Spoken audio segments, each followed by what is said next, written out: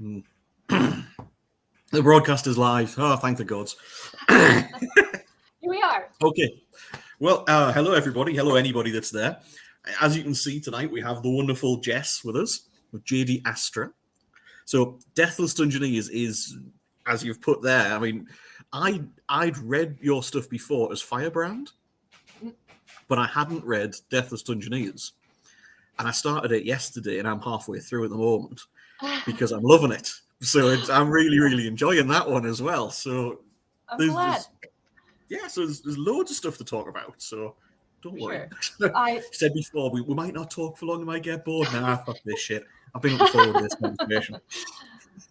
Yeah, Deathless is definitely, it wasn't the last book I wrote for Shadowlight Press. It was the second to last book. But man, I loved that whole series. It was so much fun.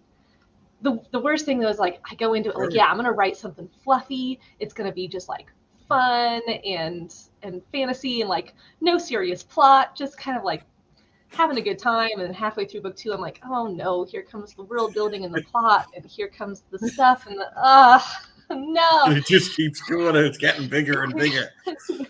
Yeah. I do it every time. I can't seem to help myself. But it's because you're enjoying it so much, isn't it?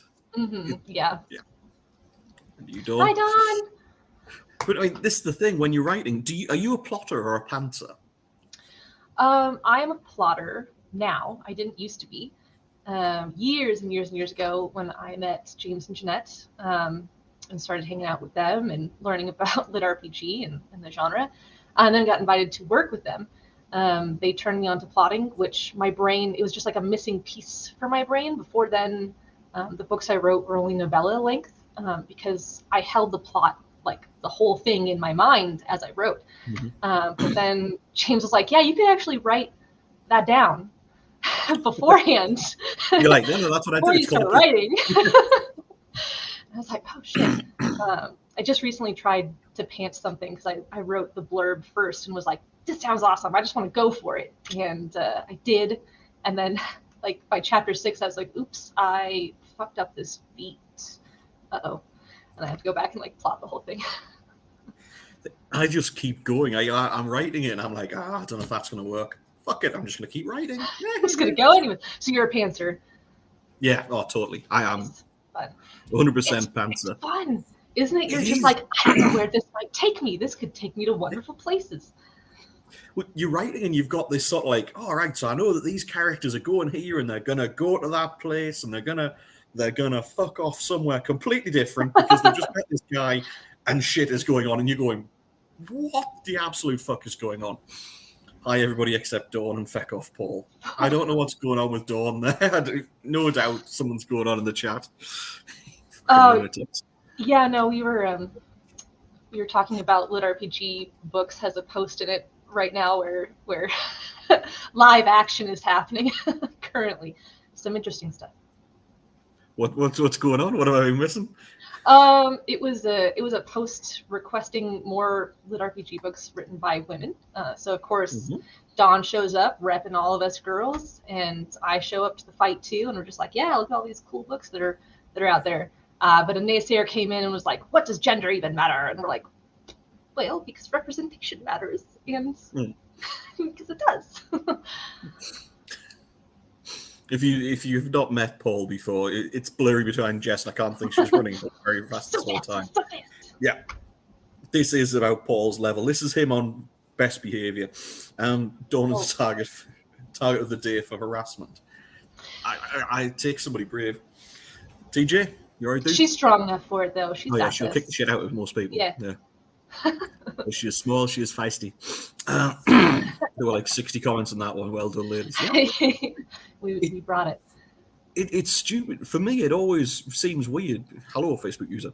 When you read it and it's like, oh, no, I'm not reading that because a woman wrote it. It's like, but it's got nothing to do with, for me, because of the way that my mind works. I don't care that it's a woman that's wrote this or it's a man that's wrote this. You know, I never ever knew Margaret Weiss and Tracy Hickman for Dragonlance. Being in the UK, Tracy is a woman's name, Margaret is a woman's name. As far as I was concerned, that was just 2 women that had wrote Dragonlance. And some people have said, oh, no, Tracy is a man, or Margaret, I've never ever known. I've never ever given a shit. It's always just been a case of I just really like those stories. They're brilliant. Sure. Yeah, no, I'm not saying like you can't like something because of the gender or anything else that was done. Yeah. But there's something to be said for books written by women for women. Like there's a different way we think about romance. There's different ways we think about emotions, and so the way that can be conveyed sometimes just like scratches the itch right for the reader, you know? Oh, definitely. It's Jez's wife just came out. That's the first time those words have been true. Fuck you, Paul. Fuck you very much, my son. See what I mean? I see what you mean. I see what you mean. This is going to be fun. We'll have some fun. That's Paul not on Best Behavior. That's Paul about midway. Oh, okay. So it will get worse. No, definitely. I mean, there's some stories that I think you are definitely better written by different people because of the way that we all think. I mean, my wife always tells me things like, the way that I think about things, and we have this big thing in our relationship where we've said from day one that just because I do it this way doesn't mean it's wrong. It just means this is how I think it should be done, and this is, of course, the right way. The fact that she does it differently. You're a goddamn gentleman. Sure, Paul, sure. Yeah. And there will be my wife. Yes, dear, your way is definitely right. Paul's always been nice today. I think has a crush on Jess. Probably. So, let's talk about stories first of all. Talk about books. So, which books do you want to talk about first? What do you want to tell us about? I mean, you're reading Deathless Engineers, so let's talk about that. That is one of the more recent book series that I finished with Shadow Alley Press. I did, before I went off on this venture and changed my pen name and did my own thing, I finished the 0 Point Hero series as well. That one, I know there were like 2 or 3 people waiting for that one to wrap up. It's starting right now over on Yonder, so anyone's interested in reading that. I think the 3rd book will come out sometime in June over there. So yeah, but yeah, Deathless Engineers, I think, I pour my heart and soul into every single book, but that one for sure, I went like all in. I did my research on like, it was going to be a tower climber first. I wrote 20,000 words of a tower climber before I was like, this isn't the right. We'll go up. No, fuck it, we're going down. Yeah, I mean, like, it's kind of the same, right? Because you're traversing dungeons in direction, and it gets harder and harder each week. But I don't know. There was through reading a couple of different tower climbers and just getting like the vibe and the feel. I was like, I don't want to do this. And if the people who are reading tower climbers want this, then I need to do something else. Like I need to, pave my own way and make something else. Because I don't want to give, people want cake and I throw spaghetti in their face. They're going to be like, fuck you, spaghetti. Like, thanks. Yeah. I want cake. No, it's very true. No, I write very much my own take on things, and I go off in different directions. I'd never ever thought I could write anything dungeon because it's not the way that my brain works until Dean Henniger's Derelict. And after reading that, and I was like, that's it. I've got to write dungeon now because I want to try it. Deathless Dungeoneers was incredible. No shade to your amazing past work, but you really hit your stride with that one. Oh, thanks, Joseph. Yeah, I'm loving it. I'm about halfway through, I think, and I'm really enjoying it. The cake is a lie. J.D. So obviously we can't have any spoilers. Please, for the love of God, don't give me any spoilers because I'm really enjoying it at this point. But I've got it on audio and I've got it sort of downloaded. So when I've been doing things like playing with the kids this morning and doing their breakfast, I had the audio on when they were having their breakfast, and then I'm sort of getting caught up on the phone when I've got the time. So I'm really enjoying it. Nice. Yeah, and Daniel Thomas May, he's an excellent narrator. I love the heck out of him. He's so good. So is there a plan, obviously, because I haven't read book 2 and book 3 yet, is there a plan for more? Is it just going to be the trilogy? Is it? So we planned the trilogy in mind just to like give people a complete, succinct story, but I definitely left it, I did a soft closing of the door at the end, like there's still a window, there's still lots of different areas to explore, like the world is huge, so there's space to keep going with these characters or new characters. I think it just all depends. I mean, it's always the life of an author is like, if this series doesn't do well, you wrap her up, you move on to the next one, like try again.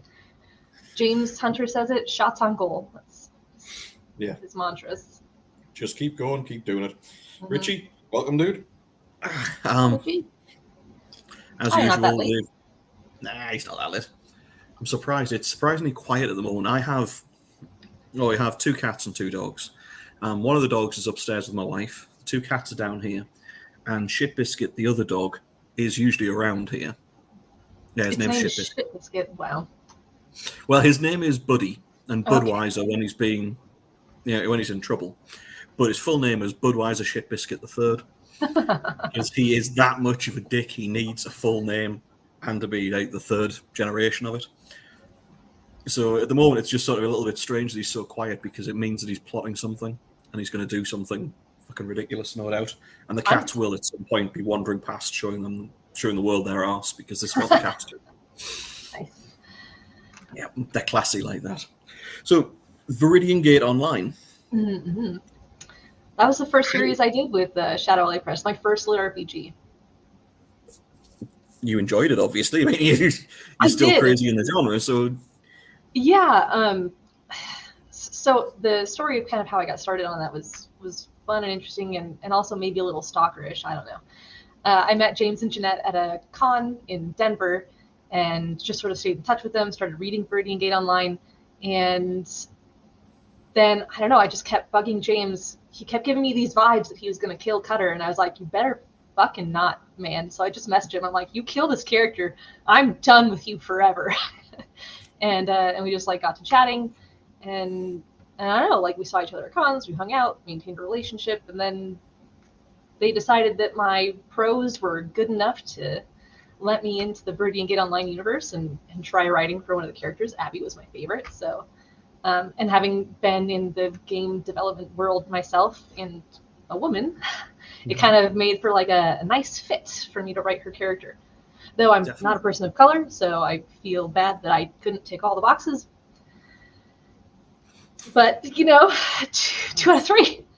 You did well. It's just like, that's fine. Yeah, we'll do it. 2 out of 3. Was it weird writing in somebody else's world? I mean, I've not done that, so it's... It was less weird, more like constant anxiety of like, am I doing it justice? Am I... like, I knew I wasn't as good of a writer as James was back then. Probably still am not. But, I've at least elevated a lot since then. Yeah. So just every time we would do this roundtable where we'd get together and talk about, like, the ways, because it was 3 of us new authors writing in the universe at the same time. So we all had to, like, come together once a week and be like, okay, did you make a new god? What are your power sets like? How is this working? And just to like keep all of this like giant system consistent and balanced-ish, and functional. So it was a massive undertaking, really fun to participate in, but also super stressful. I'd imagine it would be. Yeah, you're constantly just sort of going, because for me, with being a pantser rather than a plotter, it'd be like, I'm going in this direction, and everything sort of comes together as you go, and then you'd be like, oh, did I mention that I've done this, that I've done, and it freaking breaks the world. There is a story Bible for VGO. It was also coming together kind of at the same time as all of us writing. Oh. So, yeah, it was rough. It was rough. I think when James was done, he was like, I don't really want to do that again. Yeah, no, thanks. That was hard. Oh God, no! I can't imagine doing that. I'm looking at the story stuff, the notes that I've made of late when I'm trying to go back, because I jump into stories. I sort of write for a little bit in that story, and then I jump into the next world, then write for a bit, and then I jump back, because otherwise I go mad. And I keep having to make sort of all these notes for the last story or the last book, and I go insane. I think there's a narrow window when you can compare to people skill-wise, because like you just did, you branch into different writing styles and make your writing so powerful to different people. That is very, very true. Thanks, Joseph. I didn't comment on it there when you said that you Well, you're saying you don't feel like you're as good as James. You're very different to James, but bloody good. I'm really enjoying reading this. So this is true. James Hunter could not write a fantasy romance novel like me. I would love to see him try. Actually, I'm just thinking that I would love to see James writing a fantasy romance just for shits and giggles. I mean, he has a lot of romantic subplot in a lot of his work, so I don't doubt that he'd be capable. But the kind I mean is like the smutty fantasy romance. Oh yeah. Well, no, that's what I'm thinking. Yeah, That's what I'm thinking. I don't think he has the constitution for it, honestly. Denny appears. This romance is mentioned. He stuck it to her good, James Hunter. Yeah, that's about right. That'd be like the level of it. The clothes came off. He stuck it to her good. The end. The next day. It'd be like, maybe a little bit more than this. Right. Unless Fabio is on the cover, it's not a true romance book. I'm not talking bodice rippers here, okay? Mm-hmm. The genre has evolved. I'm saying nothing. Ending characters. Okay, who's the character in your stories that people are threatened with if you end that character? Oh.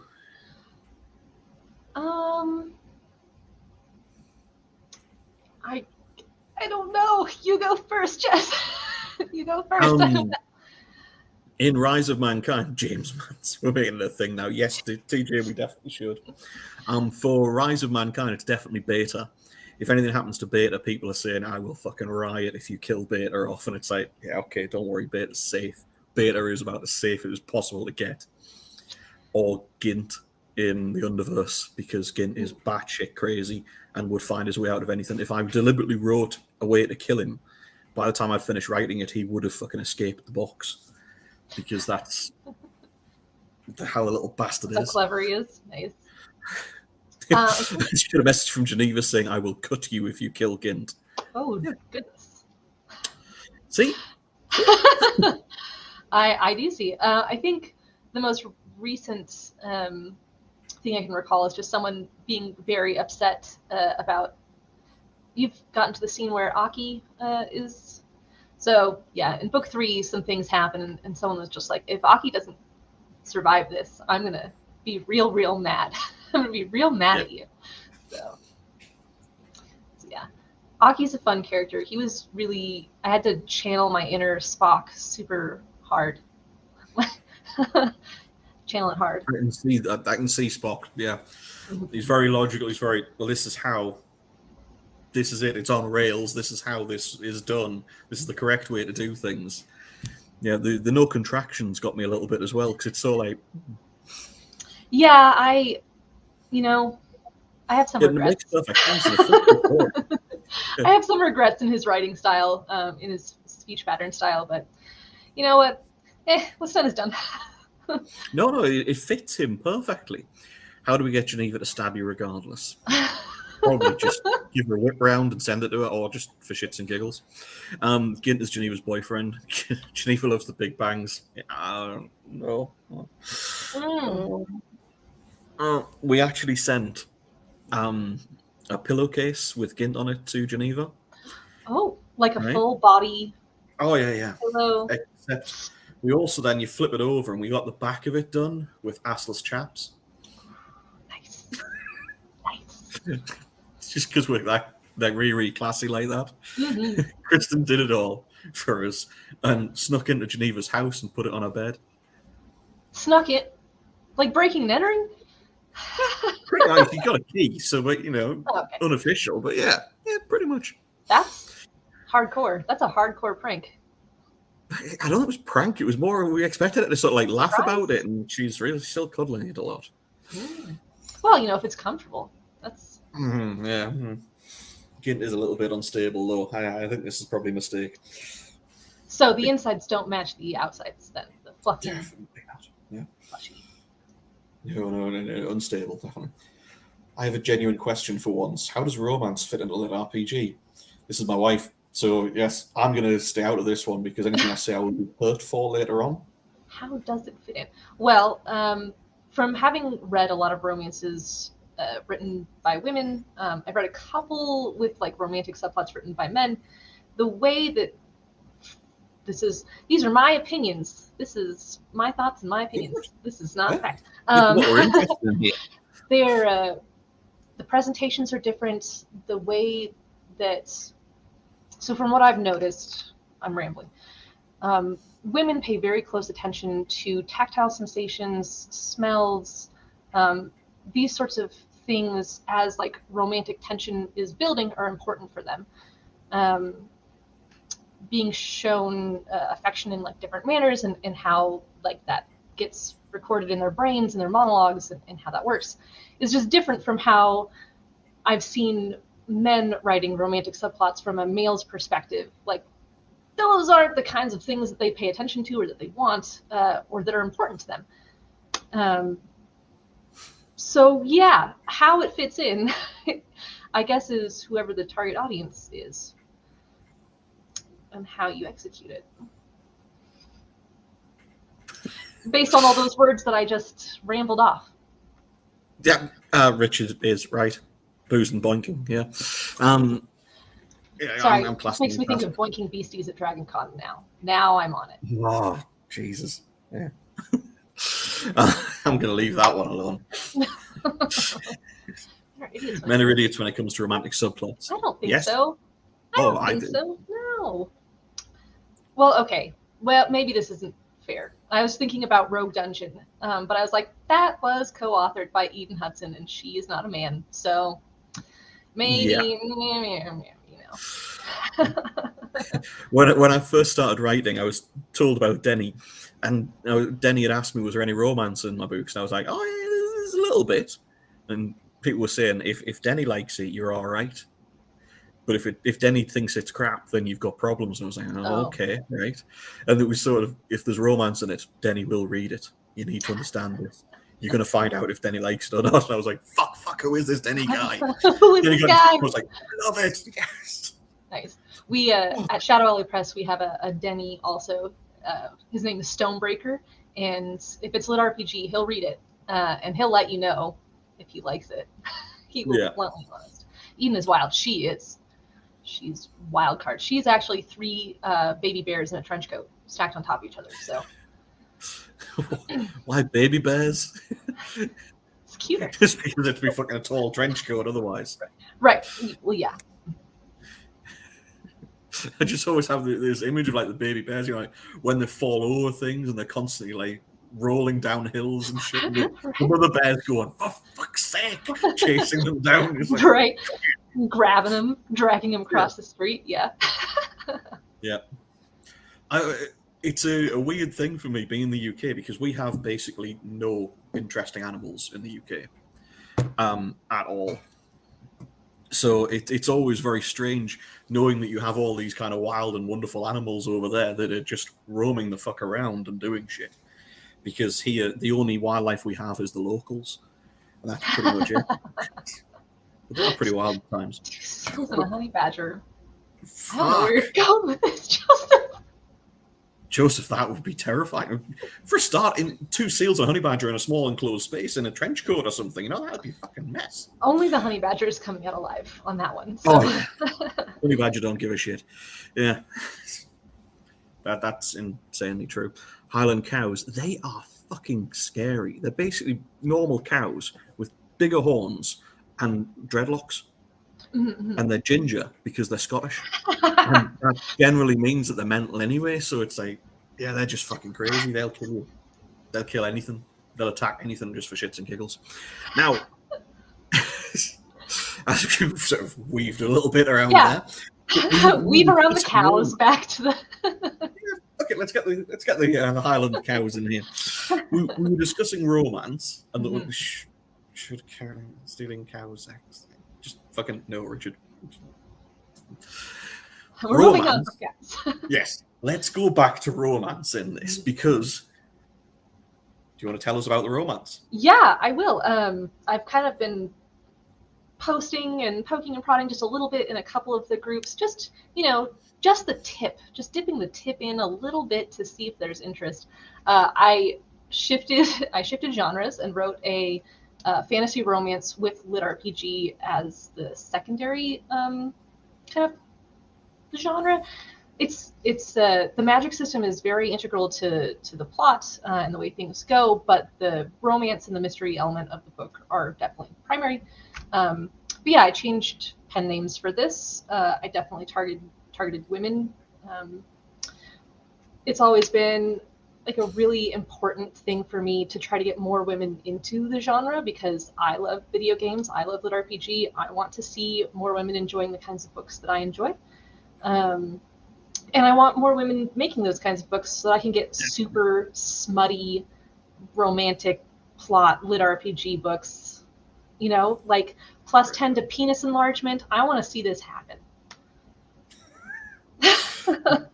My brain immediately went to all the ways that could go wrong. You know, if there's a delay and it sort of kicks in later on, you know, you're halfway through the deal and then split her in half. You know, that could be an assassin's style when you think about it.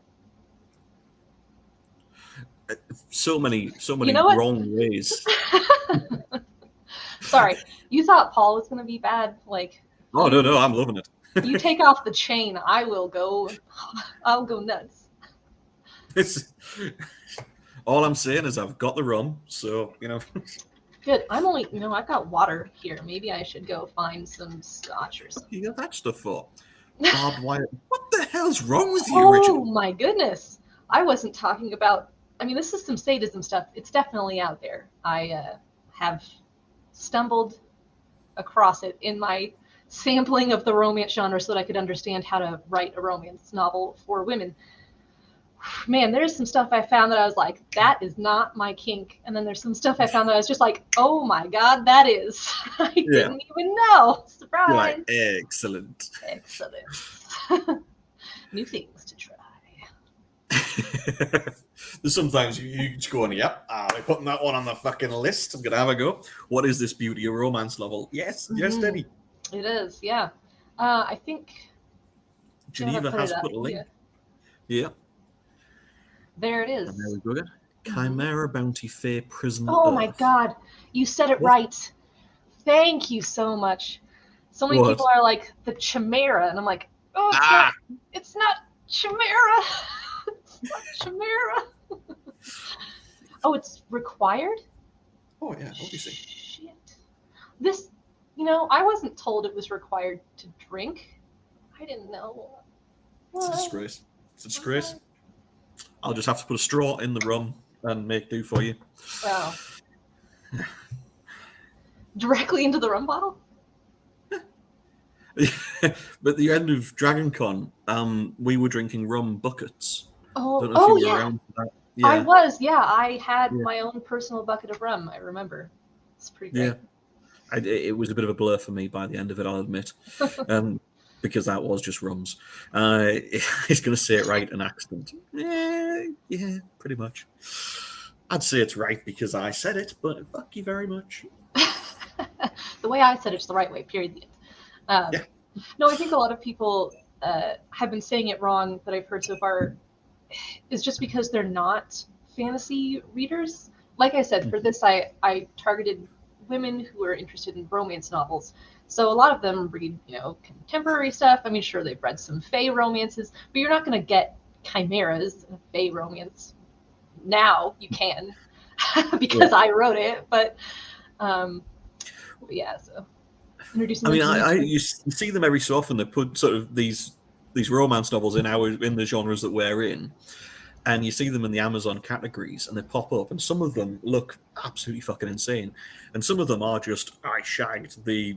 And that's it. And they're just monster fucker books. Yeah. Yeah. And it's just sort of like, what the fuck is wrong with you people? And it's like, I fuck this. No, I recently read one that was so great. It's called Orc from the Office. It's very short, fluffy, no plot, like no world building either. I was just like, we're in an office building, and the company is called Evil Inc., and she's gonna fuck this orc. Let's go. And it was great. It was just like it's like instead of having to eat like a dense meal full of nutrients and like broccoli and Brussels sprouts and like beans and stuff, it's just cake. You're just eating cake. That's how it worked from The Office. Yeah.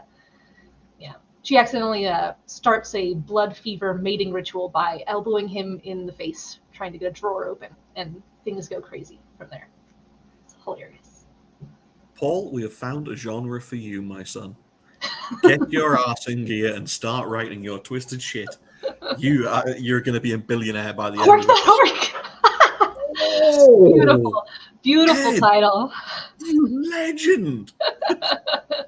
Newcastle. No. The Newcastle mating ritual is actually Newcastle Brown Ale. Sorry, in the northeast here, up near Newcastle where I live, there's a drink called Newcastle Brown Ale. Mm-hmm. Right? I've had Pretty it. specific. It is generally viewed as, if you're going to get into a fight, have a bottle of that first, and you'll just sort of go off on one, and you'll generally win your fight because it's fucked up shit. So if you see anybody out drinking and you see them get a bottle of Newcastle Brown Ale on Newty Brown, you're like, it's not going to end well. Not that person. No. Yeah, just leave that person alone. Oh, I think we have a message here. Joseph thinks it's a harem. Wait, the Chimera Man? No, I think so. Yeah, it's not. It's not. No. Just tell us some more about what the story is. So the premise is that Earth is actually a Fae prison, and everyone on Earth is either some magical being that has been exiled from the other realms or was born of prisoners over thousands and thousands of years. So, we built up our own culture, and a lot of the monsters and myths from all over the world kind of come from these magical slips where the creatures who have been exiled there get their power back, do something crazy, werewolf shape, whatever. So the main character, she's born of prisoners, has no idea that she's a magical chimera shapeshifter, and runs into this guy who is looking for an exile. And she has a tool that can help unlock their magic, since the whole world is under this bubble of anti-magic field, but there's ways to subvert it, and she has a tool to do that. So he tries to steal it from her, and she saves his ass from getting unalived by monsters, and then they just have to get stuck together because she's like, well, this is cool, I can do magic and I want to learn more about this. And he's like, this is dumb, just hand over the magic item and let me go do my shit. And she's like, no, fuck you, it's mine, you're gonna teach me how to use it, I'm gonna help you figure this shit out. So, and it's a fun little mystery romp around the town, kind of whodunit and where are they. It sounds really good. I mean, I had no idea about this one before we started talking, so this sounds really interesting.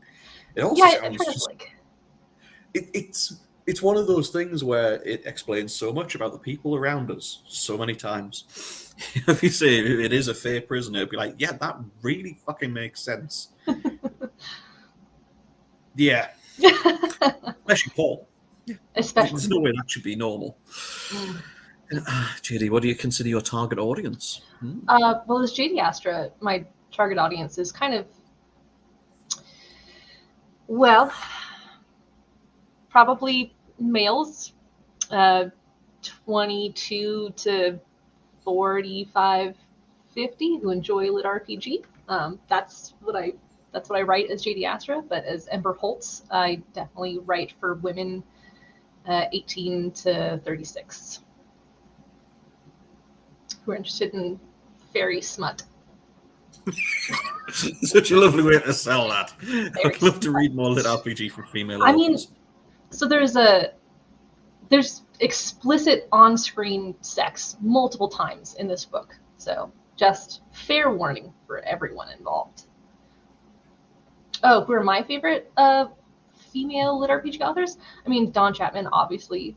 Her Seasons books, 2 thumbs up. Space Seasons. Yeah. Mm-hmm.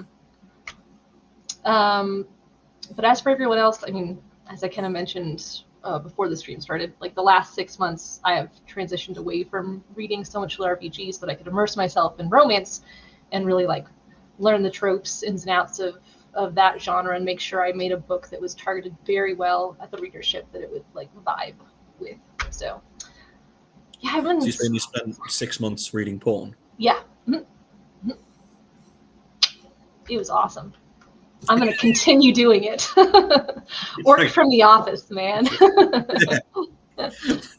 That just pork with an orc. That's just Pork that's with an stuck in orc. the brain. You're gonna have to do that. You owe Richard that story. All right. I'm gonna write. I think you should. I think that would be amazing if you did that. A year or 6 months or whatever down the line, you go pork the orc. Pork the orc. I bet I could bang out like a 10,000 word novella over the weekend. So that is one thing that's been really interesting to me. Like, I noticed throughout all my writing is J.D. Astra. I have romantic subplots in, despite trying not to, oftentimes, because James was like, you got to make sure that you're like meeting reader expectations, and maybe try not to add romance to this one to see if that makes things different. And I'm like, okay, I'll try. And then I fail every time. There's always romance every single time. And I just realized, like, after fighting it for so long, that like fully going in and like just doing it, writing a romance, I was like, this is like setting part of myself free. It was kind of awesome that I had like locked this little bit of me up, that I was like, I can't show this off because they don't want it. They don't want this. Which I don't think the current readership in the genre does. But I found a bunch of girls that do, so hang out with them. I'm gonna sell them books. Yeah. Sell those fuckers. Yeah. Sell those fuckers books, and then bring them into the genre and be like, if you liked the gamified like magic system element, like come over here, read a lit RPG. Come to the dark side. Yeah. Yeah. Definitely. I've noticed weirdly a lot more female readers have been messaging and commenting on things of late on some of my posts, and I've started to notice a lot more female readers in the genre that hadn't, there's always a few that were very recognizable, that like Sharon, that would always comment on things and were always involved, and now it's a lot more frequent, which is lovely. It's great to have more people just fucking talking rather than us just sending post out and going, hey, do you like this? Please, somebody fucking tell me if you like it or not. Help! I need your feedback and validation. It's not that we're really shallow and we need validation. We fucking do.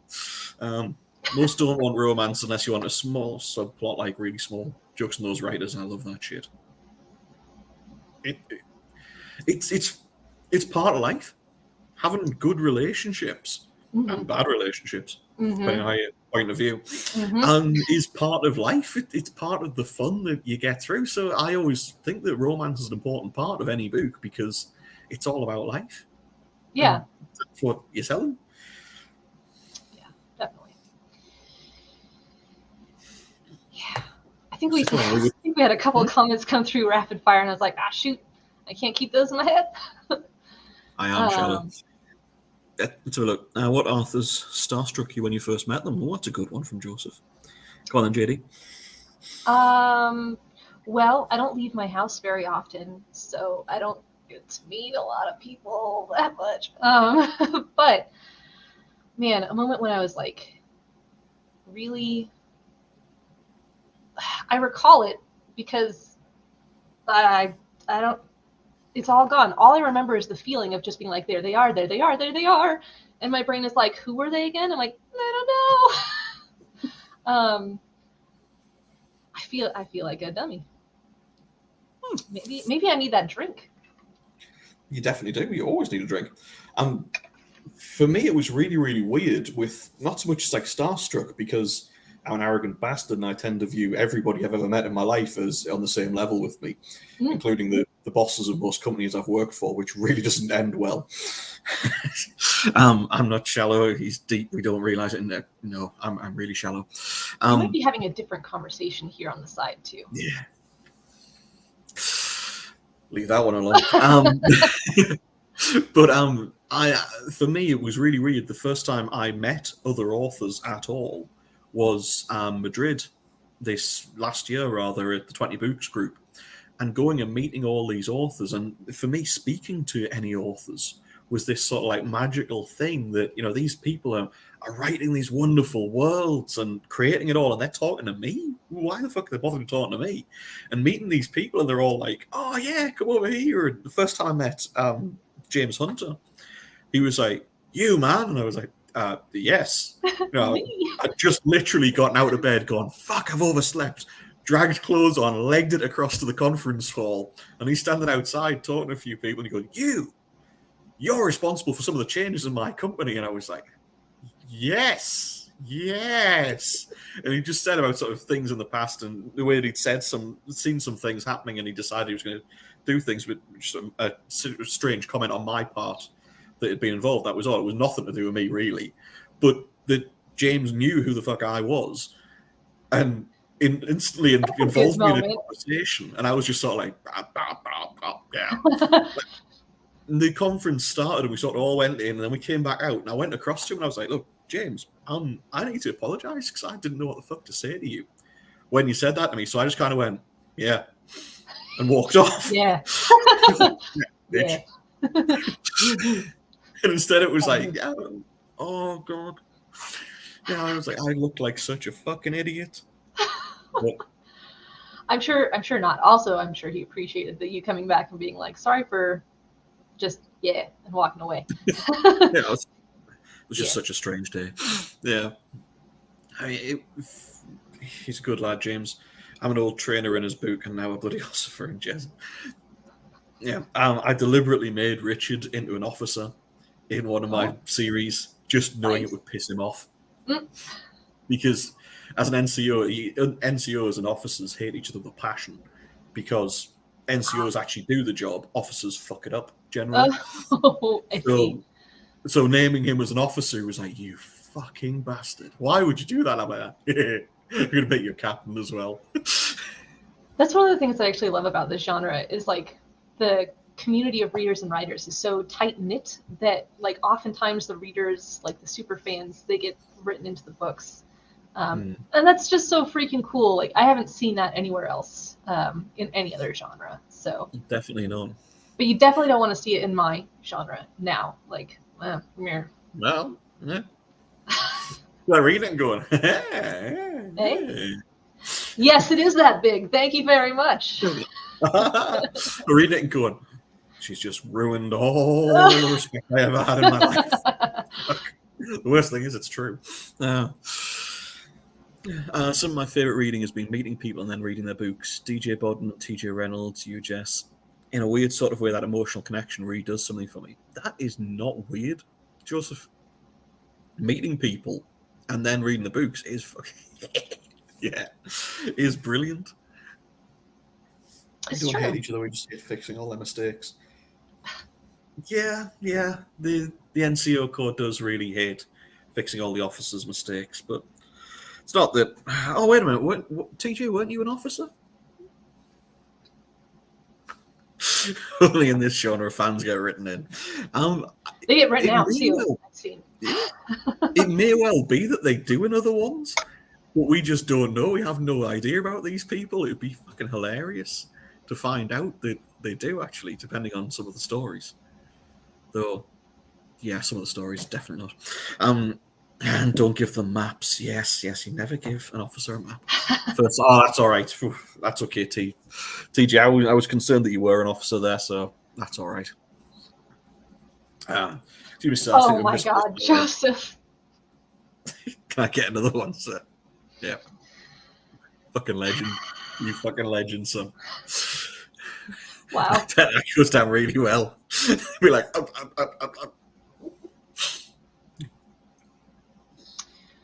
Do I base characters on people I know? Like directly, no, but qualities of their personality or like a physical trait that I thought was interesting and like for sure. I write animals like dogs and cats that I've loved into my books. Like the Chimera Bounty, it has Bentley, Hobbs, and Tucker. And those are 3 dogs that I love very much. They're not mine, but, you know, I still love them. It's not the point. It's not the point. You know, there might be a shit biscuit coming up soon. There needs to be a shit biscuit. And make sure he is an absolute shit. You know, it's literally a case of that dog fucking He's just a little shit. The worst part is, the absolute worst part is, he is genuinely really sweet with my two kids. I've got a 2.5-year-old and a 4.5-year-old. And he, one of them falls over and he runs up and he like licks their face and he sort of cuddles into them and stuff. And then 5 minutes later, he makes them cry by running up, jumping at them feet first, pushing them over, stealing their favorite toy, and then chewing the fucker in front of them. Wow. And you're like, shit biscuit, no! And Daddy is chasing Shit Biscuit round the house. And wife's sort of going, buddy, buddy, buddy, you little shit. Yeah, he is forevermore Shit Biscuit. He is cute, he is sweet, and he is going to get drop kicked in the middle of next week one of these days. But I would never advocate violence against animals, just against people. So, Right. Yeah. Definitely. No, and they've made their choices. Humans are aware of the choices they're making. Oh, yeah. Dogs, they're maybe aware. Yeah. Maybe not aware of the consequences. I have a squirter for Shit Biscuit. That'll get him. Yeah. I would never actually hurt him. I'd just fantasize over it, bringing his scrawny neck. So, talking about books, obviously we love the stories. You fucking love them. What about games? You saying that you were involved in gaming? Yeah. Obviously I play tons of video games. I've played games since I was like a very small child. And my first like real job was a grunt QA tester at a third-party studio that like tested games for like Disney and some other really corporate AA, AAA studios that suck and don't actually care about you. And yeah, I just, despite the fact that I had to play what's that basketball musical, High School Musical. There we go. I'm like, what the fuck is that one called? I had to play a High School Musical DS game for like 6 months straight, 8 hours a day, like day in, day out, just like those songs over and over and over again. Jesus Christ. It was pure torture, but I love video games. Isn't that like under the Geneva Convention or something? Cruel and unusual punishment. A little bit cruel, a little bit unusual. And the devs were cruel and unusual too. Like I called out at one point, it was a DS game where it was like a rhythm tap game. So you would like tap these basketballs to the beat of the music. It was garbage. It was trash. But one of the backgrounds was like this orangey color, and then like the balls would turn an orange color before it was like eligible to tap. So I mentioned it. I was like, hey, they kind of disappear on this background. And they're like, are you fucking colorblind? I was like, oh, Jesus, no, I'm not. But if you have colorblind users, this is going to be a problem for them. So yeah, that was ass. But I graduated from there after 4 years of doing my time in shackles, and moved on to like a real game studio and became a producer, which is like a project manager. And I've done some video game writing. I've done some video game design too. No coding. I'm just not smart enough for that. I cannot code. I worked in IT. I cannot code to save my life, because for me, when I'm in that right zone and we've sort of built up to it slowly, I can code for a couple of hours. And then once we stop, it is all gone. And I need to learn that shit again from scratch. And I have no idea. Well, you're a pantser too. So that must make, big structural things like that kind of difficult. I can see how that could be a problem. So. But my wife, when I was learning to do this, my wife was sort of looking at with me while I'm going, it doesn't make any sense. Just go, but it's just this. I'm like, all right. It's just these 16 things. No big deal. and she picked it up like that. And I was like, fuck, my wife would be an amazing coder. Nice. And I'm shit at it. But you're awesome at telling stories. It's kind of you to lie like that. I appreciate it. It's genuinely. AI will do all coding now. AI will do everything in a few years' time, including probably kill us all, but that's a different story. Yeah. My brain went to a dark place, and I was like, never mind. Keep that inside. Yeah. Jess, have you read Mary Gentry? Gentry? Depends on where you are. No, I haven't. But now I'm going to Google I mean, I was thinking when you were talking about the gaming there. Oh, Laurel K. Hamilton. Sorry. No. No. Tell us what you'd found. I was just thinking while you were looking. I hadn't heard of the series, but I know Laurel K. Hamilton. I read some of her stuff, but not the series. But I'll add it to my TBR right now. Just boop, click, added. Nice. So talking about the gaming side of things, about like quality control with the gaming there, for some of us, I mean, for me, thinking about pure filth this, for me, thinking about the gaming side of things, growing up, that would have been like an absolute dream come true, being able to just game for 8 hours a day and get paid for it. That's the impression you have straight away. Yeah. And then just thinking about playing High School Musical, the fucking game, for 6 months straight. How the hell? I would have lasted probably 15, 20 minutes. I'd just be like, there you go. Whoa. My feedback is this is shit. It sucks. I think I really do have kind of the quality control detailed mindset. So while it was kind of this mind-numbing, terrible thing, it was always like I was creating new inventive ways to fuck the game up as hard as possible. I'm just like, what happens if I like plug in the headphone jack 17 times over and over and over and over and over and over, just like do this the whole You just time. tried to break it so you didn't have to do anything else for the next like however long. That was it. There was no let's help these developers. Let's sort this out. It was like, no, please. What if I punish these developers and flush it and then pour petrol over the top and light it? Oh look, the game doesn't work anymore. This is your fault. Well, so that sort of thing is like, this is outside the realm of like normal possibility. But I could see, you're on a long road trip in the back of the car, your little brother's sitting right next to you being a fucking shit, pulling your headphone jack out constantly as you're trying to play this game and you're plugging it back in. I'm like, that's a scenario that could happen that maybe they'd want to account for. Probably not, but at least it gave me something more interesting to do than to play, we're all in this together again. Christ. I still remember some of the songs, unfortunately. Those memories are resurfacing like now. 3 a.m. as you wake up screaming.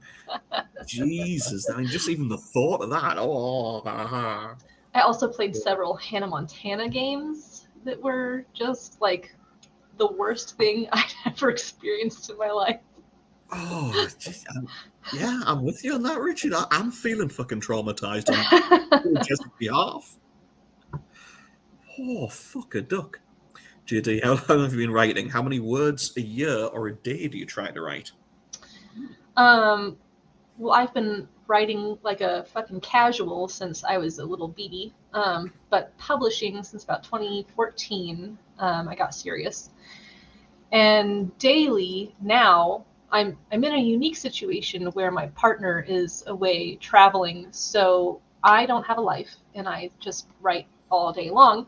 So I'm up to like 9,000 a day or so right now. just cranking it,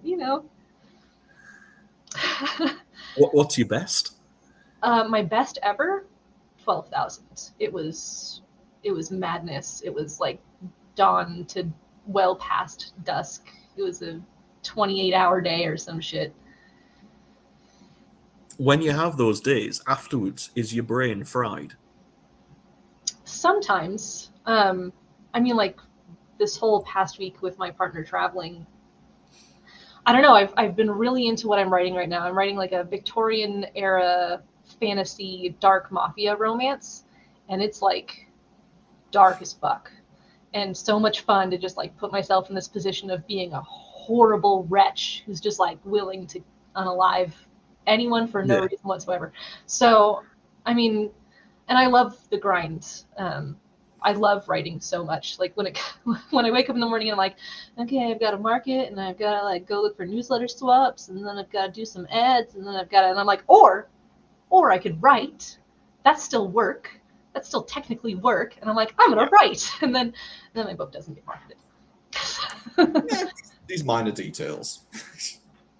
No, I mean, I'm very fortunate in that when I first started working with Geneva about a year and a half ago or so, Geneva does all sorts of things like that for me.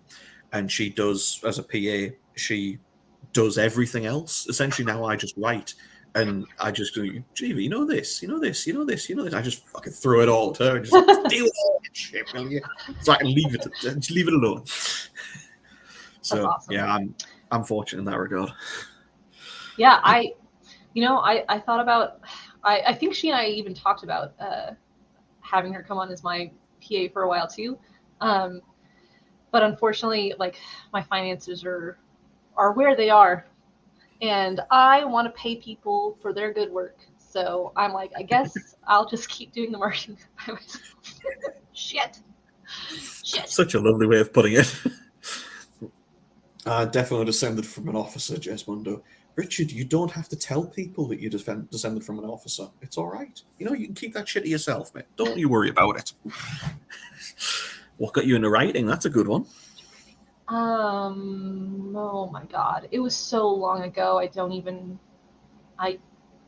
know. It's been part of my life literally forever. I wrote fan fictions when I was a kid. I used to write smutty stories for my friends in high school. They were just like, I really want some smutty pornography. I'm like, what flavors? They're like, vampires. I'm like, all right, I'll write you a smutty. And I would just like, they would buy me a notebook. I would fucking jot it down for them, pass it off. They passed it around to their friends. I should have known that I was destined to write smut. I should have known. Facebook user, if you go to the top of the post, there's you'll be able to link to say yes, you give StreamYard permission to share your details, because otherwise we can't see who you are, unfortunately. Maybe Just that's says what they prefer. They like that anonymity. I'm not going to judge much. Especially some of the questions they've been asking. Oh goodness, I wouldn't want my face attached to those. Are you coming to Dragon Con this year? Not this year, unfortunately. Again, finances, toilet. If I can't afford Geneva, I definitely can't afford to go to Dragon Con. That's just rude. Yeah. Yeah, fair enough. It's a shame. Would have been good to get another rum bucket. It would have, yeah. No, I'm sad. I really enjoyed the fantasy dating game last year. Like, role play on stage, a romance in front of everyone, hilarious. I loved it. I just loved seeing Chatfield when he went on and America's Ass. Mm-hmm. Those that don't know, at Dragon Con there was a fantasy role play thing. Not in that kind, you sick bastard, Paul. I know you. Well, I mean, after. Yeah, that was later. That was totally different. But it was in the fantasy dating game. She really was, and you had to do it as your character, and on the panel, and the stuff that people were coming out with, and we're all sitting in the seats just pissing ourselves laughing. And for me, though, it was, I've got to say, I'm sorry. For me, it was Chatfield getting up there and pretending spanking his own ass, smacking his own ass, wearing American short shorts, and speaking in an American deep sound accent for the entire time until the very end, when they're asking him questions and he's no longer in character, and they finally realised that he wasn't actually from the deep south of America and that he was Canadian. And people they're just like, "Is that your real accent?" Yes. Yeah. Oh man, the male contestant on my panel, he had no idea what he was walking into. No one prepared him for this, and he shows up and he's just like, "What am I doing?" And I'm like, "Get good at role play fast, bro. Get good fast." Yeah, we were all just sitting there going, "I feel so sorry for him. He's just the lion's den, and he is fucking waving it round in front of the lion, going, 'Do you fancy a small sausage?'" Oh god! And the worst part, I was on like the YA portion of the panel. I could have gone ham, man, but I had to reel it in. Oh yeah, that would have been brilliant. It was a good time. Yeah, it was a good day and a good night, and we all got slightly drunk. Just a little. Just a little. Yeah.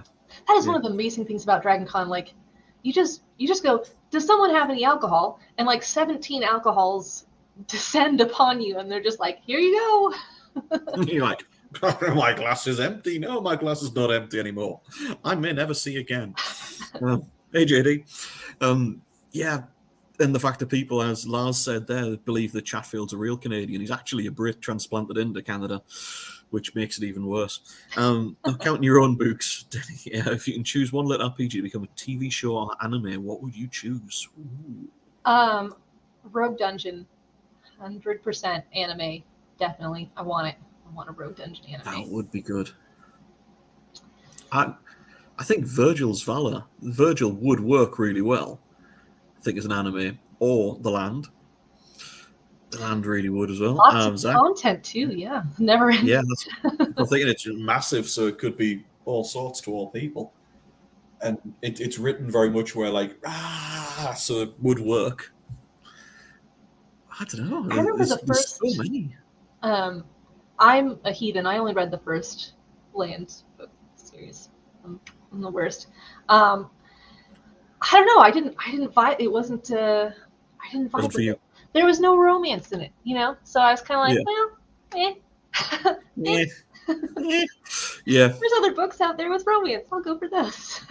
It's not to everybody's taste. There's so many books that aren't. That's the thing, because there's so many stuff that you read in it, and it also helps your mood. Because if you go into some of the stories that you read it and you're like, yeah, it just doesn't work for me. And then you come back to it 6 months later and, this is fucking brilliant. It's wonderful. Right. But you just weren't in the right headspace at the time to read it. I'm definitely a mood reader, for sure. Yeah. So, yeah. I know some people out there will just read through their TBR like weird fucking monsters, but I'm a mood reader. Yeah, you've got to be in the right mood for it. Do you find when you're writing that if you read something that's not in the right headspace as your book that you're writing, it fucks up your headspace and fucks up what you're writing? A little bit. So usually when especially right now, I'm writing super dark mafia Victorian era fantasy romance. Yeah. And I read Orc from The Office on the same day where I was trying to write that. I was like, well, this isn't. So I just had to go back and reread a couple of chapters before I got into it. And then I was writing. Definitely. I'm just so looking forward to Pork the Orc. That's going to have to be done now. That's going to... Pork the Orc, yeah. Now, mood reader as well. Got a question. Is there such a thing as a mood writer? Yes. Yeah. Yeah. I'm supposed to be writing book 3 in the Fae Prison Earth series right now, and my dev editor is really mad at me that I'm taking this side quest, dark mafia romance. You have to though sometimes. If when there's something that's in your head and it's taking up headspace, you can't write properly something else until you've got that out. Yeah. I mean, I wouldn't want to. I know a lot of people are just just force it out. Just force yourself to get into it and do it. I'm like, but then it might not come out as good. But then you can edit it and it will be good again. I'm like, but I could just write something else that I'm happier about and hit my 9,000 words for that day versus trying to force myself to write something that I'm just not vibing with right then and get 2,000 words and really angry. Like you were mentioning, if I'm exhausted after those sessions, and it's no, as long as I'm really enjoying myself and vibing and flowing, the next day I'm just ready to hit it again and again and again. Yeah, I am the next day, but at the end of the day, it's just sometimes when I have those really good days, I'll come downstairs and I work 9 to 5 Monday to Friday. That's all I work. And I do a lot of other things in the other hours, but I just write in those hours. And coming down at the end of the day at 5 o'clock, and my wife's down here, she's got the kids there having tea and stuff, and I'm coming down and they're finishing their tea usually around then, going to play in the garden, play with the toys, do whatever. And she's asking me things, and I'm just like, wordy, no work. Word's done. Yeah, word, no. Good, no. The kids are talking to me, and I'm like, they are speaking so much more fluently and articulately than I am because I am just brain fucked. That I do get, for sure. Yeah, no, coming into this where I'm just the words don't always come to me good. That's probably a side effect of the last week and a half of me slamming the keys consistently. It's just mouth words, no good. Yeah. There's the cat. Is it butthole time? Is it butthole o'clock? Oh. This is Martha. She will show her ass at some point. Oh. She is classy like that. Which character face in your books would you get a tattoo of, and where? Fuck no. All right. This might be a little risque for the stream, but can I show a tattoo on my side? Go for it, yeah. All right. So I have this starting right here, and I'm gonna get my characters tattooed around it. I'm like super excited. All of them, all my MCs. I'm gonna get them. All of them. Mm-hmm. Wow. To be fair, I can't really talk because I got that done not that long ago. Nice. And that has my personal sigil in there. Oh, cool. And my name in case I ever lose my arm. It's so people can recognize it and bring it back to me. This is Jez's arm. We should bring that back to him. Yeah. Nobody else is gonna be stupid enough to have that tattooed on them. Probably. But yeah, I love tattoos. I've got a whole bunch of interesting ones. Got a couple on my back, but putting stuff that I love all over my body, I'm in with it, down with it. Yeah. So the giant touch ball on your ass. So many possible comments, JD. Definitely don't get it on your thigh, because then the size comparison won't look so great. Oh. See, I'm unchained now. Oh yeah, liking it. Oh, bit of wild boar on there. Show your tramp stamp. That's the only one You for got me. a tramp stamp? Oh, okay. I was like, you do? Yeah. No, I'm actually looking at getting the Legion sigil on the other arm, just so it evens out for the two. Yeah, you gotta balance. Yeah. After that, I'll probably get something else just for shits and giggles. My wife has a lot of tattoos. She loves her tattoos, and is very, very colourful. She's lovely, but she's got a back plate that she's getting worked on at the moment, and it's been, I think, 5 trips so far to work on it. She's got at least another 3 to go, and she does full 8-hour sessions. Oh man. So yeah. More rum required. Yeah, for 8-hour sessions at the tattoo shop, I'd say rum is required. But I finished off book 3, I think. No, I can't remember which one it was. Might have been Arise 2. I finished off in the tattoo shop. Nice. Laptops are braced on me like that. He's working away. I'm going, don't worry about it. I'm just, yeah. But it was 8 hours. That it's a full fucking day. You need to do something else. Yeah. Otherwise, you're going insane. It's true. Like doing 8 hours of fucking High School Musical over and over and over again. Oh, fuck that shit. Fuck that shit with fire. Definitely.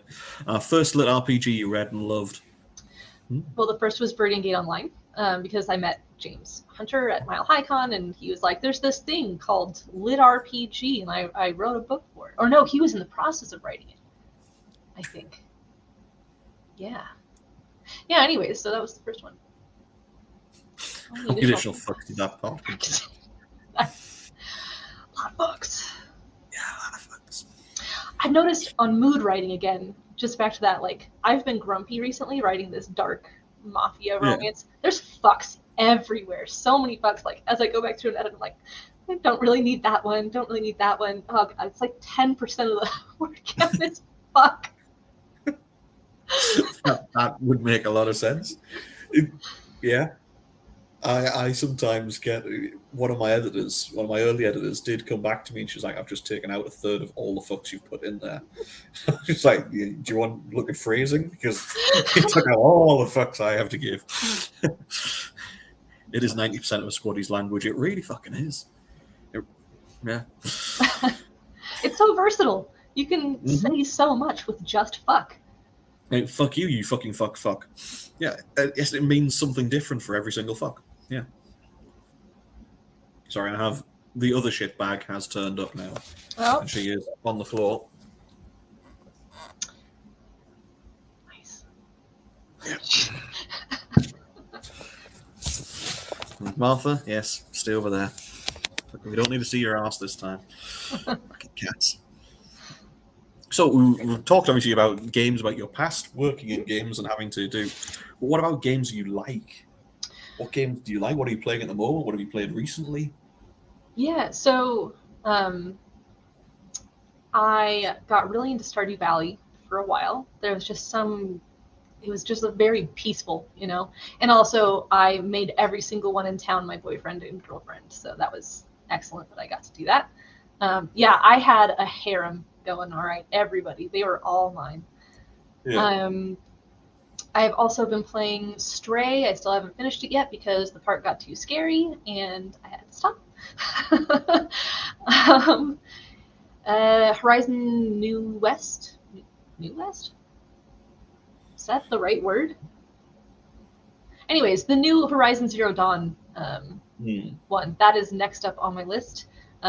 We just got a PS5, so I'm like, here we go. It's time. Yeah.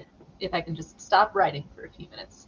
And I've been watching my friend play this really interesting music game. I fucking can't remember what it's called. But it's like everything is done to a beat. Like even the steps that the character takes while they move is done to a beat. Yeah, I think I saw that. It's like a cartoony.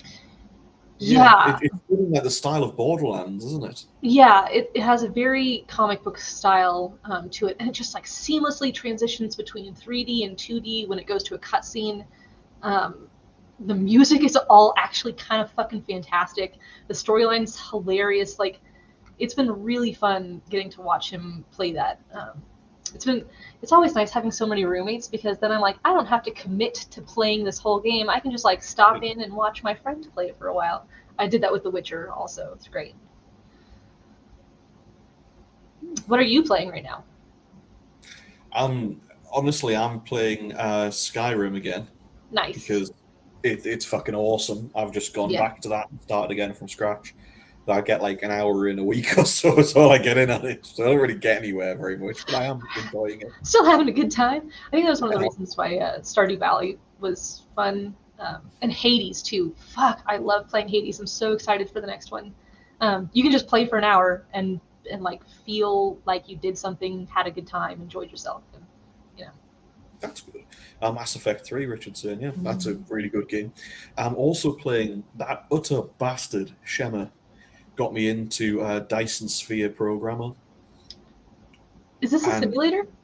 It is. It is. You're building a Dyson Sphere. Nice. And it is just fucking mind consuming. It's one of those one that you just like.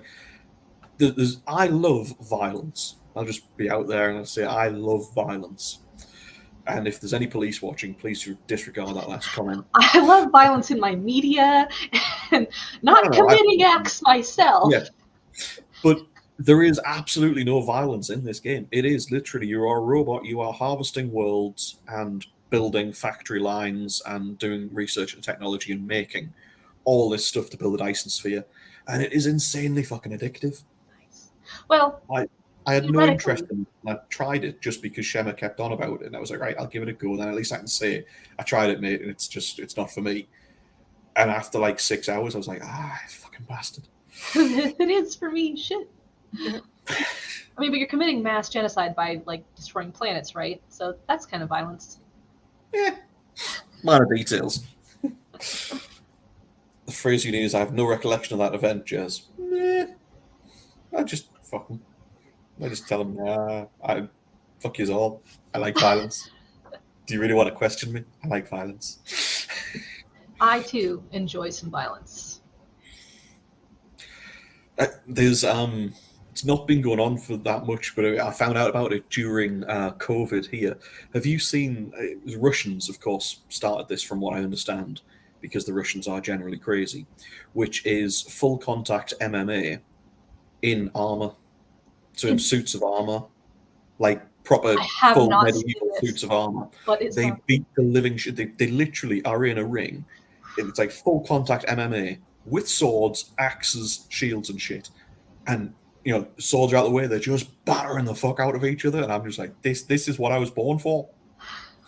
And then we went to DragonCon last year, and Jen had arranged the medieval times, and I was like, can we get in? Can we fight them? Like, no, you're not allowed to fight them. I was like, just a little fight, just a little baby. I just fight one of them. It's fine. I'll just fight one of them. I don't even need the armor. I don't need a weapon. I'll just take one of the benches. I was like, no, you're not allowed to play with the knights. Fuck. But yeah, I mean, I found out that in COVID, when that was going on, there was actually a place about 50, 60 miles away from me that had started doing that just before COVID, and they closed because of COVID. And I was like, you bastards! There was a perfect opportunity for me to wear armor and beat the shit out of people without going to prison. And you took that away from me. Yeah. Oh yeah, Denny, you do. Yeah. I'm definitely gonna go check it out. I need to see some of this. It's brilliant. I'm now looking. There's groups here that do it, but that do sort of like in the ring. But there is obviously levels of violence that's permitted, Right. which is slightly less fun. But No yeah. unaliving each other. Yeah, I mean, I can understand that. You don't want to unalive the other team. You want to be able to beat them up next week as well. Correct. But yeah, Fight Club. Fight Club. I think we'll get kicked out of Dragon Con for that. I've been saying for years, all we need, right, is I have a total respect for people who want to leave reviews, who want to leave 1-star reviews inside of an hour of the book releasing that are blatantly fucking inaccurate. That is fine. That is your right. My right is to discuss it with you in a ring at Dragon Con. That's all I'm saying. Let's just have that one out there. You want to have a 1-star, you come and you discuss that with me face to face. I would love it. Can you imagine the entertainment value? I don't know. It started on TikTok because the algorithm, if you say kill or death or murder, the algorithm will shit all over you. So we say unalive. And I've just trained myself to kind of do that. So sometimes, even though I don't have to, it'll slip out anyways. No, it's definitely older than that because I don't do TikTok pretty much. I don't watch TikTok. I occasionally put videos on it, but Unalive's definitely been around longer than that. Sure, I just mean in popularity and use. Yeah, I suppose, the surge of it, yeah. Yep. Favorite anime? Movie or series? I'll do both. I can't. Oh no, my favorite movie. Fuck. I know it's cliche, but Princess Mononoke. It was one of my first anime ever as a kid. The story, the art, the everything, so beautiful, so violent, so much violence. And then my favorite series. Oh gosh, sorry, I'm like going through the filing cabinet right now in my mind. No,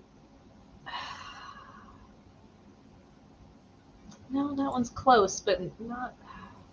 All right, I'm gonna have to say Stelvia of the Universe. It was this. It came out in like 2011, 2010. Shit, probably later than that.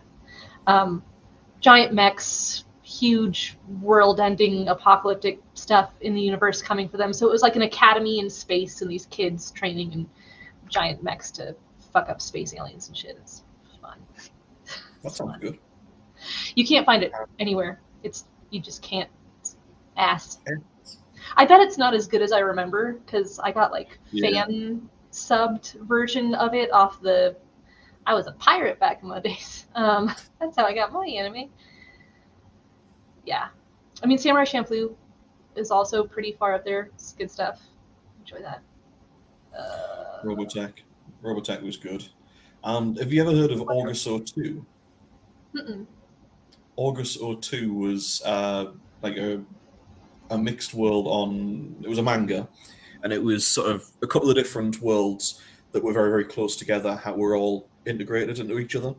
And so you had sort of like steam engine level of technology in one place, and they were unearthing mechs and just like fixing them, and they had no clue what the fuck they were, but they were just like, okay, well, we know this piece is broken.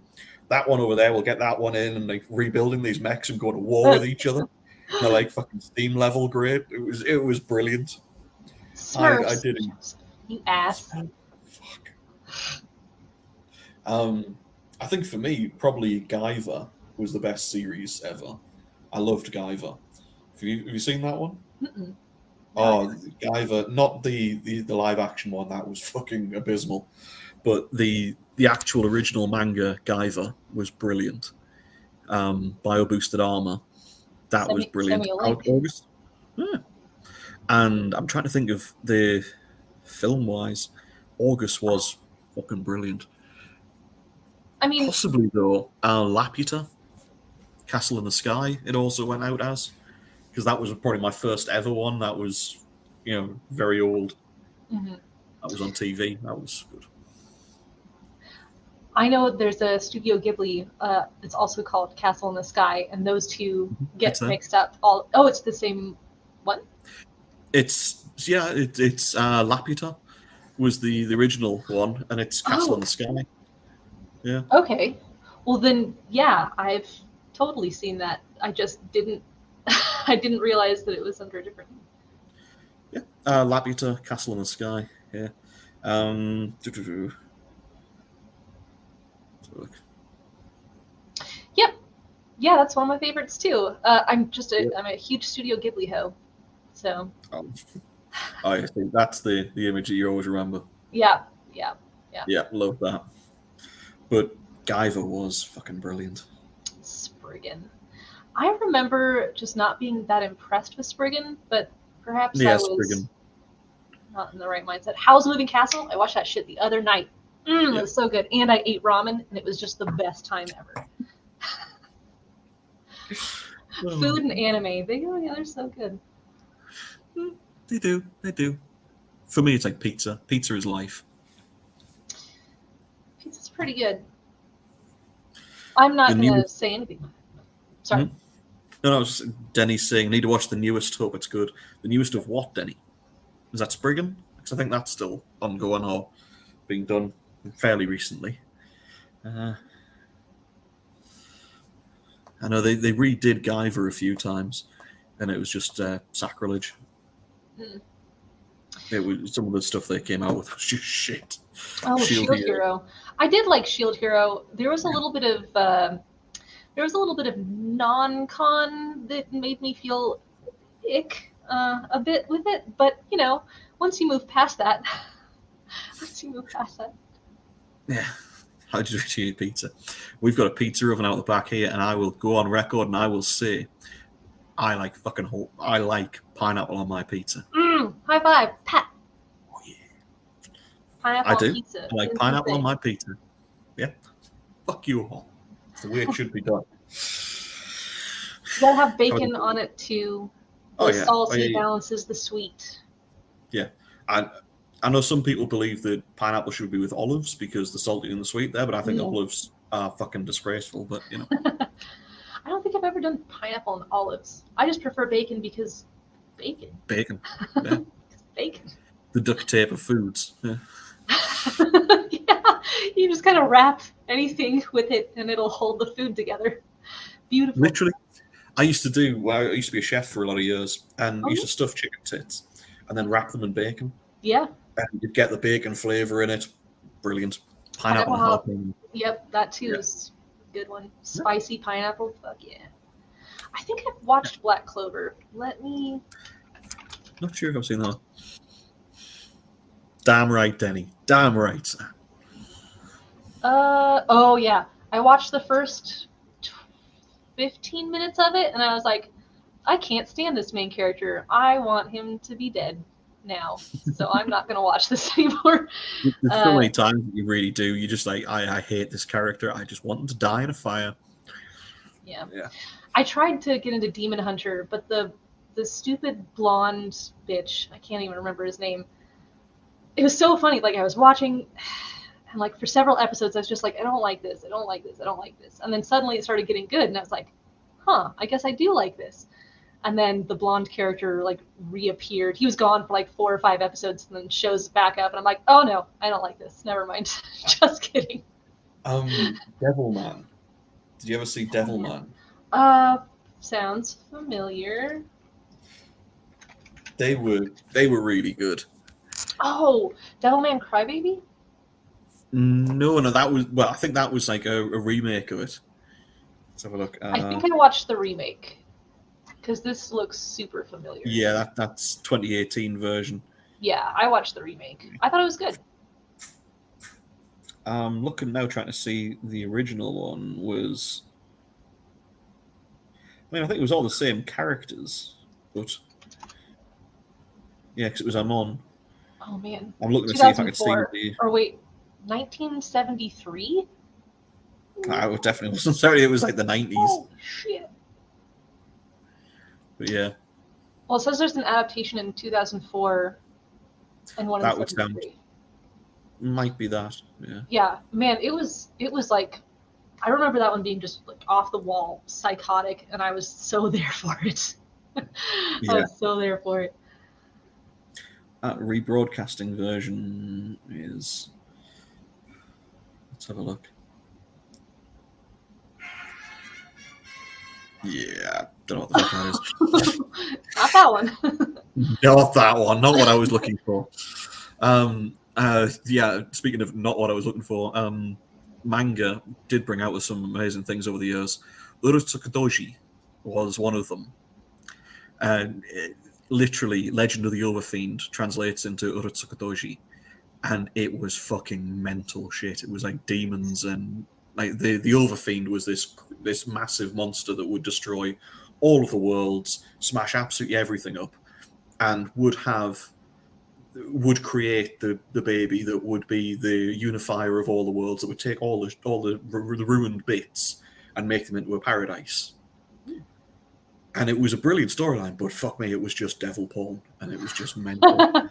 Probably like, real issues. When you're sort of going, what the fuck is wrong with you people? What the fuck is wrong with me? Oh yeah, I watched it. Oh, I definitely watched it all. But it's one of those ones. Yeah, technical porn was in it. There's fucking all sorts in. Yeah, Legend of the Overfiend. Have a look for that. Nice. Some point. Okay. I know I used to really love reading manga, and then I don't know, I got out of it for so long. Like once you're out of something, you're like, I don't know what's good, and I don't know who to go to ask, and I don't know how to find the thing that I want, and so I'll just not do that anymore because it's too big of an ask to get me back into it.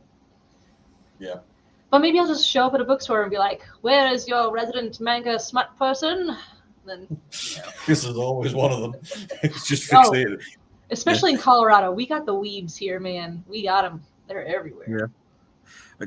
For us, there isn't things like until very, very recently, there isn't things like D&D in the UK. It wasn't a big thing at all. Really? I remember it being available in school. A couple of kids ran a club in school, and leaving school, I never ever saw it again until like 20 years later when it started to come up again.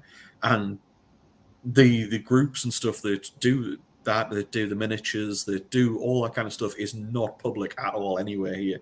It's like in certain shops. It's like pawn shops. Right. It's not like in the back room behind the curtains. I hear you want some miniatures. Come with me. It's all like code words and stuff on the door. Right. And right.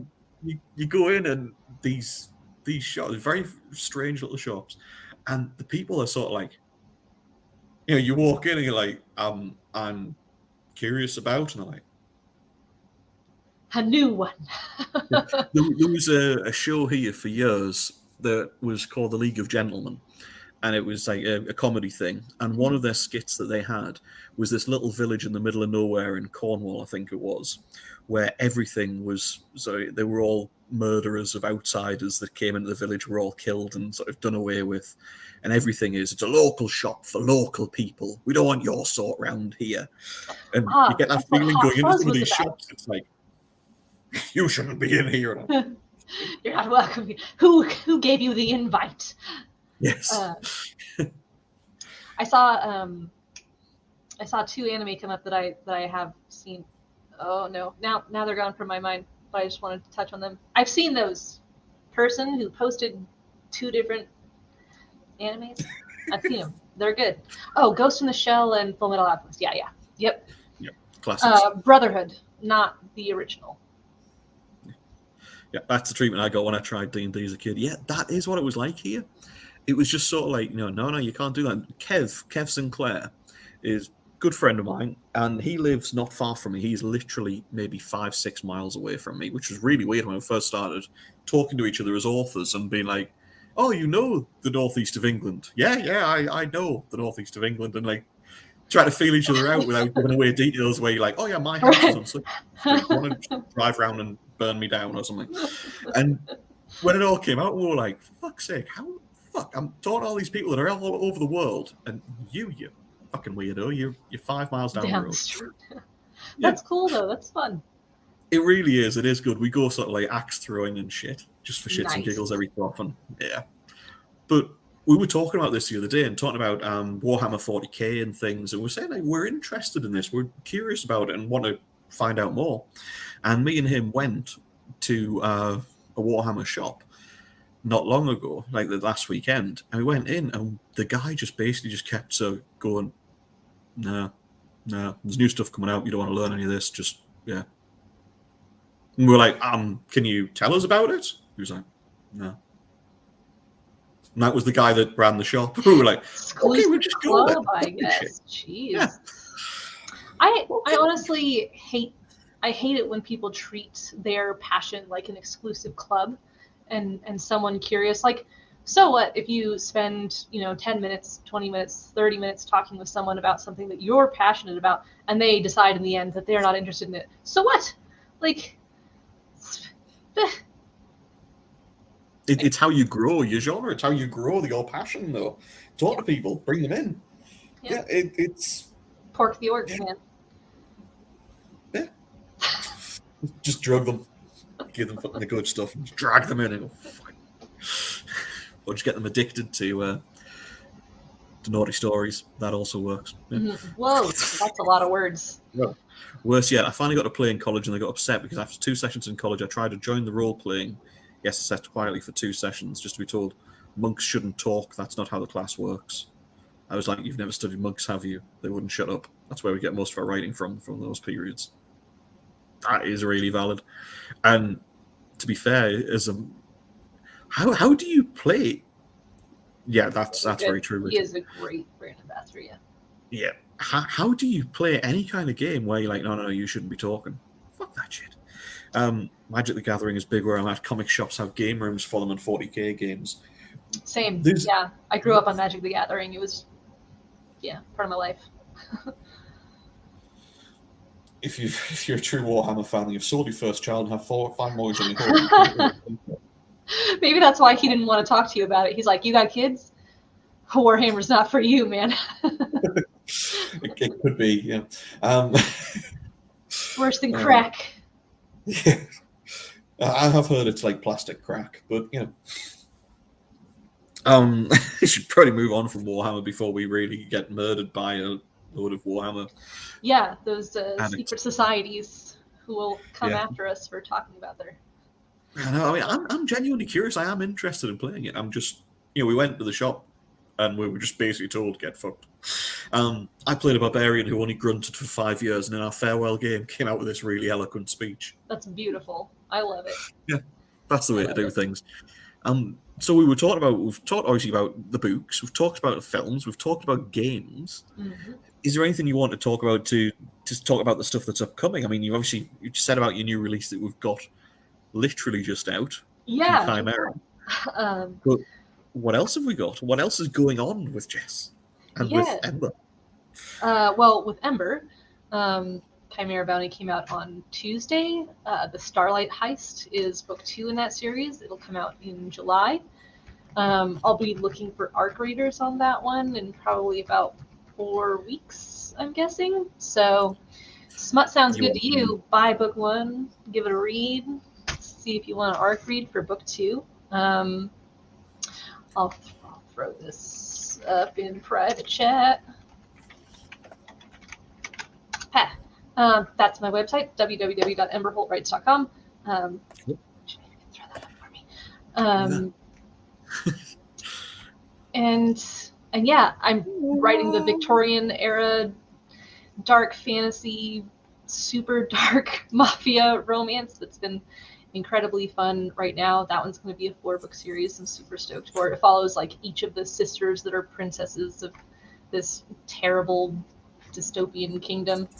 That one doesn't have any lit RPG flavor to it. It's just kind of a straight fantasy. I mean, obviously, because of how my brain works in the back end, I'm just like, this is how these rules work, and like these are the laws of how the magic performs. But I don't like show that to to the reader. Yeah. So it's not going to scratch the lit RPG itch. It'll just scratch the fantasy murder on-screen graphic violence and sex itch. Which is a pretty big itch. Yeah. It's pretty popular. And then I have a few things on the J.D. Astra side that I don't think I can talk about yet, but audiobooks coming for things that already exist. You'll talk about those more hopefully in the coming weeks. Yeah, but as I'm just kind of going off on this romp with Ember for a while, see how that goes. So J.D. Astra books are a little bit on hold. I know maybe 2 or 3 of you are interested in Bastion Academy series being finished. It will eventually one day, I promise. Promise. Cross my heart. Hope to die. I'll finish it. But that's it. You know, I just write all the time. Nothing else. Yeah. It keeps us out of trouble, doesn't it? I know I've said this a few times in the group and in other groups, but if yourself or any other authors, when you're going to have a release, if you want to do a live in the Legion, come and do a live. You don't have to have me. It doesn't have to be anything to do with me. You don't have to ask to do with. Just tell us, sort it out with Geneva. You can come on. You can do it yourself and just talk to everybody, or you can bring on your narrator if you want. That could be fun. Yeah, I'm absolute garbage by myself. I need someone to bounce bullshit off of. I can't just. I'll stand here and be like, "Hello." Does anybody have any questions? Please, for the love of God, more questions. Oh God, help me! Yeah, no, I need a sounding board. But yeah, with my narrator, that would be super fun. She also is, I think, getting into more lit RPG reading too. She's doing some co-narration with some male narrators. So I'll ask her about that. Oh, you're more than welcome to. I really appreciate it. It's all right. So this the whole point of this group is that we talk about other authors, that we talk about stuff that's coming out, we talk about stuff that's been out for ages. You're one of the chattiest authors we've had in here. Oh, really? So I'm some sorry. of the authors we've been on have been very and some have been absolutely fucking fantastic. It's just great fun. I really enjoy doing this because I get to talk to people. I get to, I'm like you. I'm It's fun. Stay in the house and write and just. When it's your passion, it's easy to connect and do this, right? We have so many different things we can chat about: anime, books, cool TV shows, nerdy stuff, pineapple on pizza. Yes, that's the way to do it. This group video series has been a blast. Keep going. Well, we like doing them, so yeah. If anybody else wants to come and do it, if you want to come and do lives with us, just do it. Just talk to us. That's what we're here for. So what we normally do when we sort of come to the end of these ones, if you're okay, is that we talk about another author, about some work something you've read recently in the genre or not, that you really like, that you think deserves more attention, that should be spoken about more, that people should read. That is there anybody you want to recommend that you've been reading of late? So not of late, but always Eden Hudson. Her work is beautiful. I love it. She doesn't get enough credit for how awesome she is. She does deserve more, definitely. But otherwise, man, it's just been smut. I'm looking through my Goodreads list right now. I'm like smut, smutty, smut, smutty, smutty, smut, smut.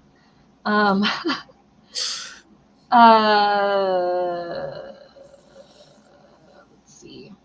Well, I mean, all of these authors that I've read, they kind of have. Well, that's not true. Shannon Mayer, I talk about her all the time. She writes the Alpha Territories. It's dark, kind of urban-ish, kind of Bridgerton-esque, Hunger Games style vampire romance books. Weird. First one I loved. Second one I was lukewarm on. Carissa Broadbent, she wrote The Serpent and the Wings of Night. It was hard for me to get into the first 2 chapters because the FMC is horrible, cold, kind of too stupid to live character until you learn a little bit more about her later on. But that one was great. You know what? I've got a really weird suggestion. Manacled on Archive of Our Own. If you like Harry Potter and you think that reading about the Death Eaters winning and what life in the Harry Potter universe would have been like if Voldemort won. Manacled will rip your heart out and tear it open and then take a gigantic shit on it and make you want to die. Wow. It was excellent. After saying all that, yeah. No, it was amazing. It made me feel so many fucking things. So, like, depressed, sad. You're not selling this. It was amazing. It was so good. No, the characters. I mean, so the author, it's a fan fiction, but the author gets to lean on like the entire book series that came before it, and just like pick right up and really, I think, did those well. She can't make any money off this, of course. So me throwing you guys her way is just going to be like, yep, go enjoy something that's free and she'll never get paid for because it's illegal. But it's still great. Fair enough. Just some strange ones there, some unusual ones, but some interesting ones. Sorry. No, yeah, no, no. it's the But whole point of Manacled, it. as terrible as it was, also read the trigger warning list before you dive into it, or you will be surprised and then you will probably be mad. Is it on Royal Road? Or No, where is it? Archive of Our Own, AO3. Yeah. And it's called Manacled. A Patreon would be the way, I think, yeah. Yeah, that's probably how they could get around that. Yo, Harmon. You legend.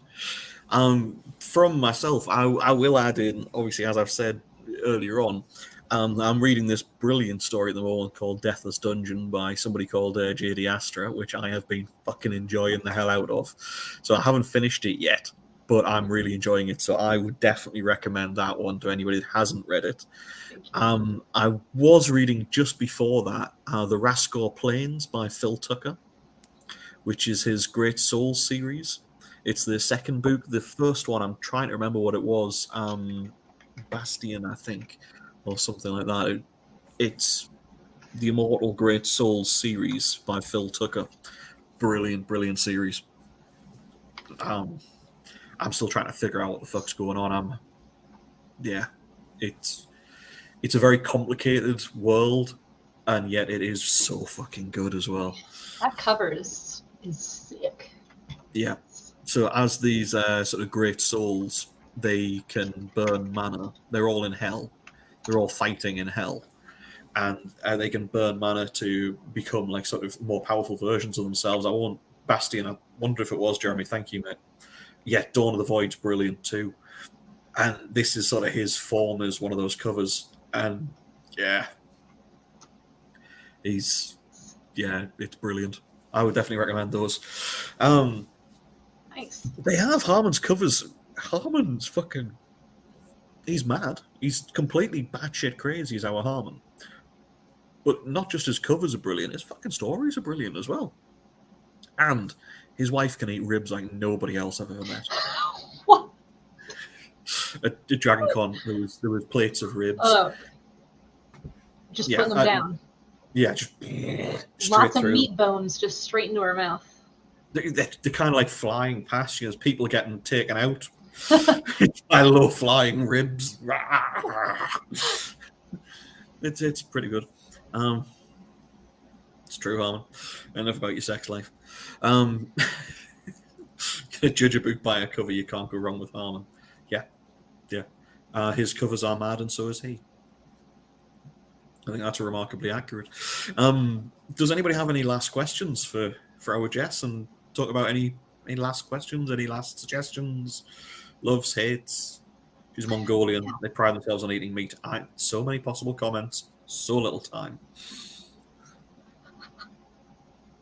And sorry, I didn't bring my lit RPG reading list with me. I could have talked a little bit more about things that I've read in the past, but I was just like, my brain is so full of smut right now. I can't even. Don't worry about it, honestly. Jess isn't, unfortunately. Sorry. Travel had to be mostly canceled this year. More next year.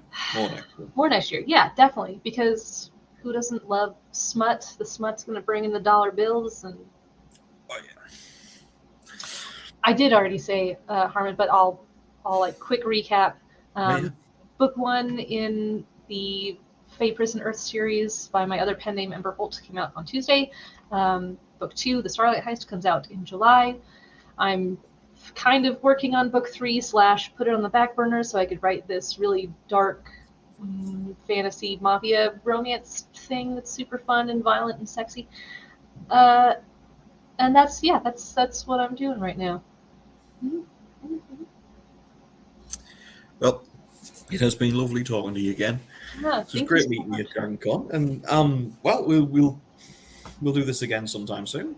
Wish you all the luck in the world with the series. Thank you. I've been really enjoying this one, so That fart definitely though. reading it. No, Sorry, at the Okay. end of chapter 1 in book 1, the most Yeah. common thing people say to me is "dat fart," though. Whenever they Yeah. talk to me Oh about yeah.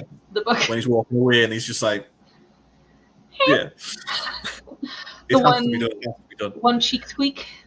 Yeah, with the with his, all of his guards just being like that. Which one of you fuckers? Yeah, definitely has to be done. Has to be done whenever possible. Okay, well, thank you very much, everybody, Thank you so and we'll much. hopefully join us next time. And thank you again, Jess, for joining us for this. I had such fun. Thank you so much for inviting me. Anytime. Thanks.